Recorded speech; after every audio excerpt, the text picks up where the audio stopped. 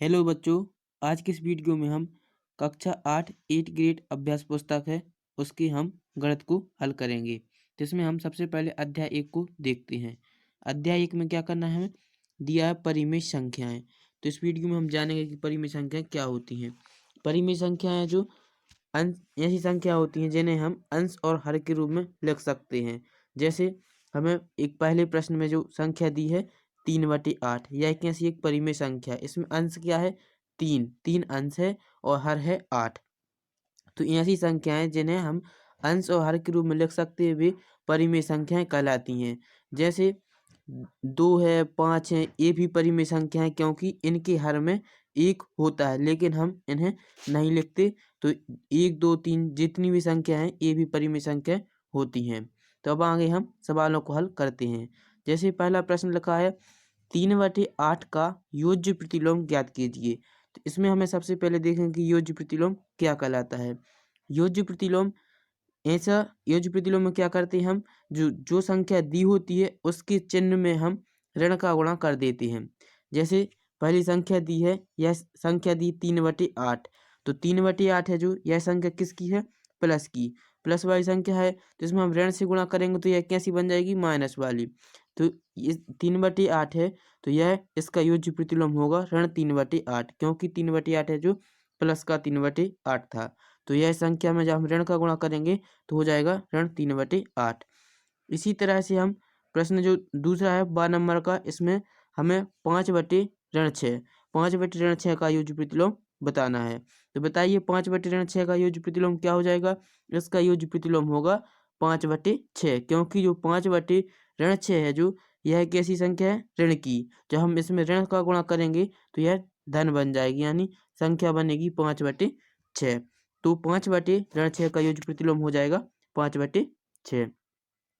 फिर हम प्रश्न क्रमांक दूसरे को हल करते हैं। दूसरा प्रश्न क्या दिया है, ऋण 14/20 का गुणात्मक प्रतिलोम ज्ञात कीजिए। इसमें हमें गुणात्मक प्रतिलोम ज्ञात करना है।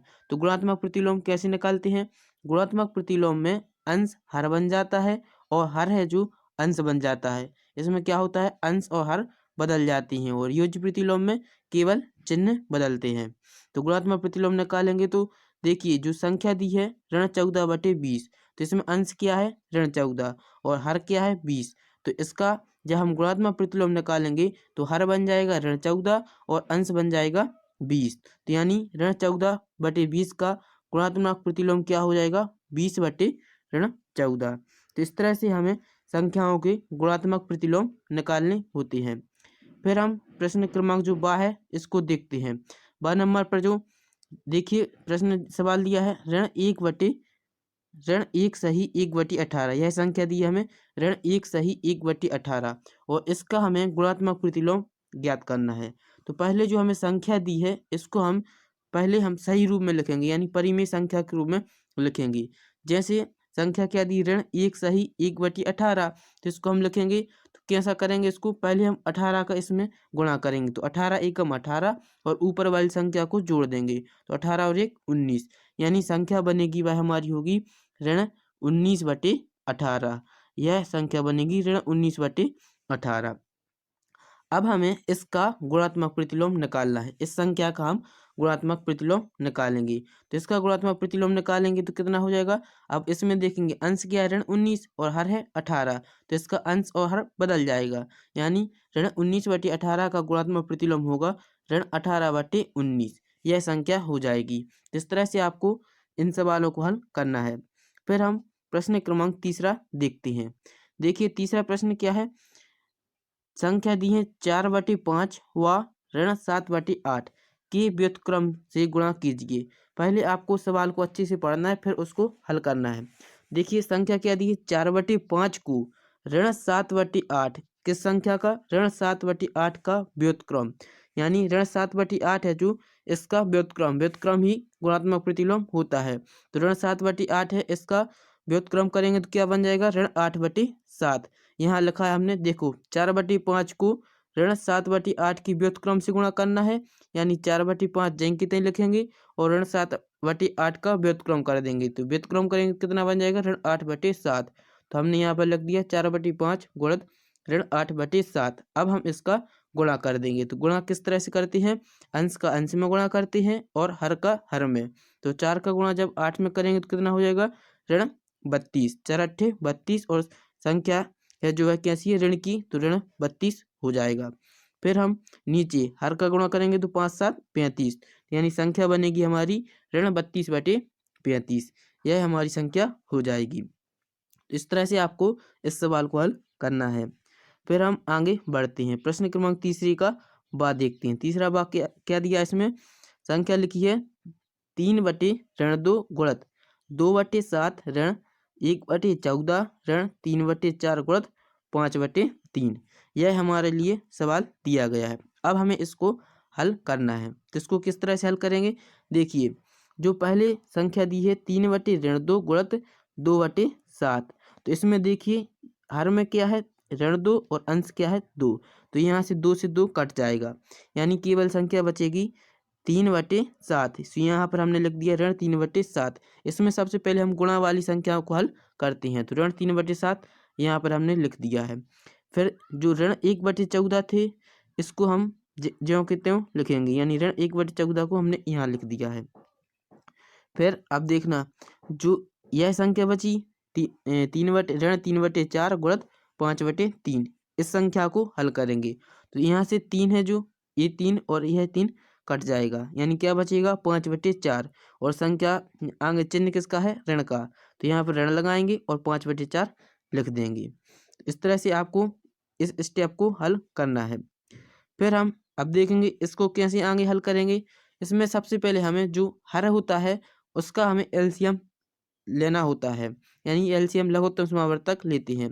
तो हर में जो संख्या क्या बन रही है, 7 14 और 4, इनका हम सबसे पहले लघुत्तम समावर्तक निकालेंगे। तो लघुत्तम समावर्तक जब आप निकालेंगे इसका, तो कितना निकलेगा, 28 आएगा। 7 14 4 का लघुत्तम निकालेंगे तो आएगा 28। तो यहाँ पर हमने 28 लिख दिया है। फिर जो पहली संख्या दी ऋण 3/7, इसमें देखेंगे हर क्या है, हर है 7। तो 7 का हम पहले जो एलसीएम निकाला, हमने संख्या ली है, एलसीएम कितना लिया है, 28। तो इसमें हम 7 का पहले भाग लगाएंगे। तो 7 का भाग लगाएंगे, कितनी बार गया, 7 चौकी 28, 4 बार। जितनी बार भाग जाता है उसका अंश में गुणा करते हैं। जैसे 4 बार भाग गया तो 4 का अंश में गुणा करेंगे। अंश में कितनी संख्या थी, ऋण 3। ऋण 3 में जब हम 4 से गुणा करेंगे तो कितना आ जाएगा, ऋण के 12। तो यहाँ पर हमने ऋण 12 लिख दिए। फिर हम दूसरी संख्या देखेंगे। दूसरी संख्या क्या लिखी है, ऋण 1/14। ऋण 1/14, इसमें हर क्या है, 14। तो 14 का पहले हम जो एलसीएम संख्या ली है उसमें भाग देंगे। एलसीएम कितना था हमारा, 28। तो 14 का भाग हम 28 में लगाएंगे। तो लगाएंगे, कितनी बार जाएगा, 14 दूनी 28, 2 बार। तो 2 बार गया तो इसका अंश क्या है, 1। तो अंश का फिर इसमें गुणा करना है। कितनी बार भाग गया था, 2 बार। तो 2 का अंश में गुणा करें तो कितना आ जाएगा, 2 एकम 2। तो यहाँ पर हमने लिख दिए ऋण 2। चिन्ह किसका था, ऋण का, तो ऋण 2 लिखेंगे। फिर हम तीसरी संख्या लेंगे। तीसरी संख्या है ऋण की 5/4। इसमें हर है 4। 4 का फिर भाग लगाएं तो कितनी बार जाएगा, 4 7 28, 7 बार। 7 बार गया, 7 का हम अंश में गुणा करेंगे। 7 का ऊपर गुणा करें तो कितना आ जाएगा, 7 5 35, ऋण 35 लिख दिए। अब हम इसको हल करेंगे। अब क्या करना है आपको, जैसे संख्या ऊपर बन रही ऋण 12, ऋण 2 और ऋण 35/28, यह संख्या हमारी बनेगी।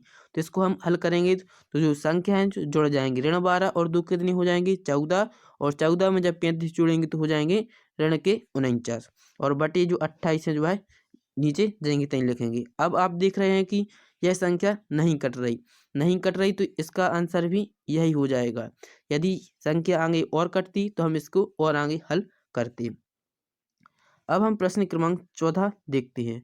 चौथा प्रश्न क्या है, चौथा प्रश्न पूछा गया कि परिमेय संख्या 4/5 को संख्या रेखा पर निरूपित कीजिए। इसमें हमें एक नीचे संख्या रेखा दी गई है और इसमें हमें 4/5 को निरूपित करना है। तो देखें, जो संख्या रेखा हमें दी गई है इसमें 4/5 कहाँ आएगा। तो जब 4/5 है, इसका मतलब यह होता है कि हमें 4 में 5 का भाग लगाना होता है। जब आप 4 में 5 का भाग लगाएंगे तो कितना आ जाएगा, 5। देखिए 5 का भाग 4 में तो नहीं जाएगा, यहाँ पर हम 0 लेंगे, फिर दशमलव लगेंगे, फिर यहाँ पर 0, पचहत्तर 40, यानी इसका आंसर आएगा वह कितना आएगा 0.8। तो 0 के बाद 8 में आएगा, यानी यहाँ पर ये बिंदु है जो यहाँ पर इसका आंसर आएगा 4/5 कहाँ होगा, यहाँ पर होगा। अब देखिए आगे बढ़ते हैं। प्रश्न क्रमांक 5वां प्रश्न क्या है, परिमेय संख्या ऋण 6/4 को संख्या रेखा पर निरूपित करना है।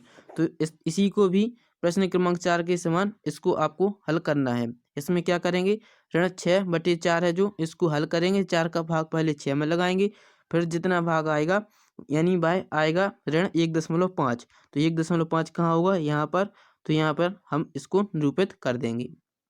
इस तरह से आपको हल करना है। फिर हम आगे बढ़ते प्रश्न क्रमांक 6 को। 6वां प्रश्न क्या है, ऋण 5/6 और 7/8 के बीच 5 परिमेय संख्या ज्ञात कीजिए। ऋण 5/6 और 7/8 के बीच हमें 5 परिमेय संख्याएं निकालनी है। तो हम इनको कैसे निकालेंगे, देखिए जो पहली परिमेय संख्या कितनी थी, ऋण 5/6, इसमें इसकी परिमेय संख्या निकालनी है। तो इसमें हम जो 5 परिमेय संख्या निकालनी किस तरह से, किसी भी संख्या का हम अंश और हर में समान रूप से भाग कर देंगे। जैसे जिस संख्या का हम अंश में गुणा करेंगे उसी संख्या का हम हर में भी गुणा करेंगे। जैसे हमने 4 का गुणा किया है, 4 का गुणा करेंगे तो कितना आएगा अंश में, ऋण 5 को गुणा 4 करेंगे तो आएगा ऋण 20, और जब हर में करेंगे तो 6 चौके 24, यानी पहली संख्या बनेगी ऋण 20/24। और जब दूसरी संख्या जो 7/8 है, इसमें हमने 3 का गुणा किया है, तो अंश में 3 का गुणा करेंगे तो आएगा 7×3 21, और हर में करेंगे तो आएगा 8×3 24, यानी 21/24। इस तरह से आप हल करेंगे। फिर हम प्रश्न क्रमांक 7वां देखते हैं। 7वां प्रश्न क्या है, देखिए सवाल दिया है 22/5 मीटर लंबी रस्सी में से 2/5 मीटर के कितने टुकड़े कटेंगे, ज्ञात कीजिए। अब देखिए यह सवाल कैसा है कि एक रस्सी है जिसकी लंबाई कितनी थी, 22/5 मीटर लंबी है, और इसकी हमें 2/5 मीटर लंबे टुकड़ों में काटना है। तो हम क्या करेंगे, जो 22/5 है इसमें हम 2/5 का भाग लगा देंगे। तो यहाँ पर हमने यह लिख दिया है 22/5 भागित 2/5। तो 22/5 भागित 2/5 इसको हल करेंगे तो कैसे हल करेंगे, देखिए 22/5 संयुक्त रहेंगे, और जो 2/5 है यह संख्या पलट जाएगी, क्योंकि जब गुणा में जाती है तो संख्या पलट जाती है। तो 22/5 गुणित 5/2, क्योंकि पहले 2/5 थी तो यह हो जाएगी 5/2। अब यहाँ से 5 से 5 कट जाएगा और बचेगा क्या, 22/2। तो 2 से भाग देंगे तो कितना आ जाएगा, 2 11 22, यानी आंसर आएगा 11 हमारा आंसर आ जाएगा। इसका उत्तर आएगा 11। फिर हम प्रश्न क्रमांक 8वां देखते हैं। 8वां प्रश्न क्या है, देखिए यह एक सवाल दिया गया, इसमें 2/5 गुणित ऋण 3/7, यह संख्या दी 2/5 गुणित ऋण 3/7, फिर ऋण 1/14 ऋण 3/7 गुणित 3/5, यह संख्या दी गई और इसको हमें हल करना है। देखिए इसको किस तरह से हल कर सकते हैं, देखिए पहले हम पहली वाली संख्या को ज्यों के त्यों लिखेंगे, 2/5 गुणित ऋण 3/7, इतना हमने ज्यों का त्यों लिख लिया। फिर देखिए जो ऋण 1/14 थे इनको हम बाद में लिखेंगे, और यह वाली संख्या को पहले लिख लिया। लिखेंगे तो कितना आ जाएगा, ऋण 3/7 गुणित 3/5, और जो ऋण 1/14 थे इनको हम बाद में लिख लेंगे। अब देखिए इसमें से जो ऋण 3/7 को हम यहाँ पर लिख लिया और आगे प्लस लगा दिया गुणित 3/5, यह पहली वाली संख्या को ज्यों को त्यों लिखेंगे, और ऋण 1/14 बाद में। अब इसमें से आप देखेंगे कि किसी संख्या कॉमन होगी, इसमें कौन सी संख्या कॉमन है, ऋण 3/7 दोनों में कॉमन है। तो ऋण 3/7 को हम कॉमन ले लेंगे, यानी उभयनिष्ठ ले लेंगे। तो ऋण 3/7 बाहर, और क्या संख्या बचेगी, 2/5, और इसमें बचेगी 3/5, और ऋण 1/14 है जो पहले से है, तो यहाँ पर हमने ऋण 1/14 लिख दिया है। अब हम इस स्टेप को आगे हल करेंगे। तो देखिए ऋण 3/7 धन, जब 2/5 धन 3/5 को हल करेंगे तो कितना, हर समान है तो हर क्या हो जाएगा 5, और अंश है जो जुड़ जाएंगे, 3 और 2 कितने हो जाएंगे, जुड़ जाएंगे, 3 और 2 5 होंगे, 5 से 5 कट जाएगा, यानी केवल यहाँ बचेगा ऋण 3/7, और जो ऋण 1/14 है जो पहले से है, 5/5, 5 से 5 कट जाएगा तो यहाँ पर 1 आ गया। तो इसका गुणा करेंगे तो कितना आ जाएगा, ऋण 3/7 ऋण 1/14, और फिर इसको आगे जब हल करेंगे तो कितना आ जाएगा यहाँ पे 7 और 14 का एलसीएम लेंगे तो 14 आएगा।